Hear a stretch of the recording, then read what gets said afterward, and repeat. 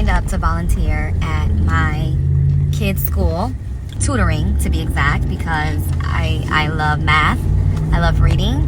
So I said, you know what, I'll sign up. And I just met with the babies, y'all. I met with 5th graders, 4th graders, and a 2nd grader. 2nd grader's still pretty innocent, just like she's in the same class as my child, so, you know. But the 4th graders, they were a group of girls. And I'm just like, the way they talk and think and rationalize, we have got to spend more time with our children. Whether you have multiple, you have to carve out time individually per child.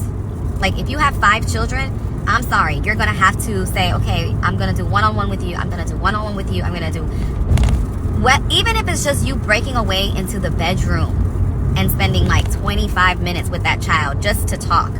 So the first thing I did was ask about how many siblings they have, because I think knowing how many siblings these kids are dealing with, that is a big thing, because it depends on how much attention they're getting. It depends on what the personality is going to be like. Like, what are they doing? What kind of responsibilities do they have? And where do you fall if you do have siblings? Are you a middle child? Are you the oldest? Are you an only child? Are you the baby? So one child, I was like, so what's your, she's like, I have a baby sister and she's 3. The girl is 9. So 6 years apart. And she's like, I have to do everything for her. So I'm like, what's everything? Because, you know, these kids, they be exaggerating. She was like, man, I be having to put her on the potty. I done taught her how to potty train. Having to give her like food. I be having to make her food. I be having to bathe her. And I'm like, oh, okay. You know, like, you know, you be helping your mom out. And she was kind of like, no, like, I do everything for her. So I didn't push the envelope. I was like, you know what? Okay. It could be that she just helps out, but I could sense that she doesn't like the responsibility of being the eldest sister.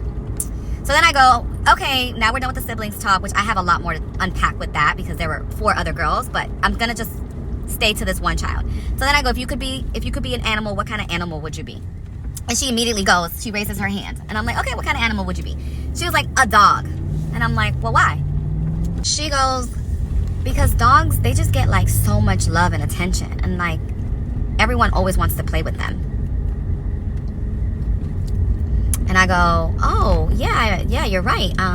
But, you know, sometimes some dogs, they can jump on people, they can bark, you know.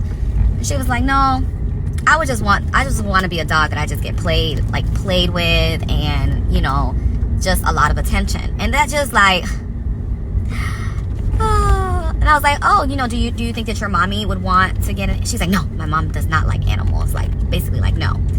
And I was like, okay, well, that's fine. You know, most people don't care for animals like that. But she was just like, yeah, you know, sometimes I wish I had a dog so that I can have somebody to play with me and I can play with it.